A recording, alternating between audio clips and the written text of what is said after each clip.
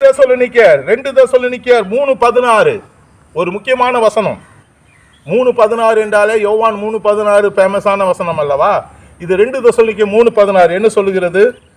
சமாதானத்தின் கர்த்தர் தாமே எப்பொழுதும் சகல விதத்திலேயும் உங்களுக்கு சமாதானத்தை தந்தருள்வாராக. கர்த்தர் உங்களோடு கூட இருப்பாராக. கர்த்தர் உங்களோடு கூட இருப்பார். அதனுடைய செய்தி சமாதானத்தின் கர்த்தர். 2வது செய்தி எப்போது உங்களோடு இருப்பார். 3வது செய்தி சமாதானத்தை தந்தருள்வார். உங்களுக்கு சகல விதத்திலும் சமாதானத்தை தந்துருவார். நதியை போல சமாதானம், தேவ சமாதானம், சமாதான பிரபு அவர், சமாதானத்தின் தேவன் என்று சொல்லி அடிக்கடி வருகிறது.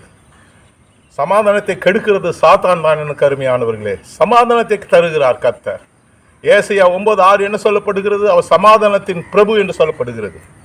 சமாதானத்தின் தேவன் சாத்தானை சீக்கிரமாய் உங்கள் காலின் கீழே நசுக்கி போடுவார் என்று சொல்லி ரோமர் 16:20 சொல்லப்பட்டிருக்கிறது. எனக்கு அருமையானவர்களே, சமாதானத்தின் தேவன்.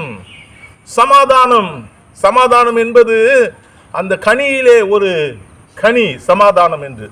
அந்த சமாதானத்தின் கர்த்தர், சமாதானத்தின் தேவன், அந்த கனியிலே ஒன்று சமாதானம். அந்த சமாதானத்தை பெற்றுக்கொள்ளும்படியாக நீங்கள் செபியுங்கள். ஆவியின் வரமாகிய சமாதானம் உங்களை ஆட்கொள்வதாக. தேவ சமாதானம் உங்களை ஆட்கொள்வதாக. கர்த்தருடைய சித்தத்தை நாம் எப்படி அறிந்து கொள்கிறோம்? தேவ சமாதானம் அதன் மீது இருக்கும். அதுதான் கர்த்தருடைய சித்தம். ஆண்டவருடைய அந்த சமாதானத்தை எப்போதும் நீங்கள் பெற்று கொண்டிருக்க வேண்டும். அதுதான் தேவ சித்தம். ஆண்டவர் உங்களுக்கு சமாதானத்தை தந்தவர்களாக, உங்களுக்கு சமாதானம் உண்டாவதாக, சமாதானம் உண்டாவதாக என்று அந்த பழைய ஏற்பாட்டிலே மக்கள் ஒருவரை ஒருவர் பார்த்து சொல்லுவார்கள். நாமும் நம்மை பார்க்கும்போது நீங்கள் போகிற இடங்களெல்லாம் தேவ சமாதானமும் தேவ பிரசன்னமும் ஆண்டு கொள்வதாக. தேவ சமாதானம் உங்களோடு இருக்கும். கர்த்தர் உங்களோடு கூட இருப்பாராக.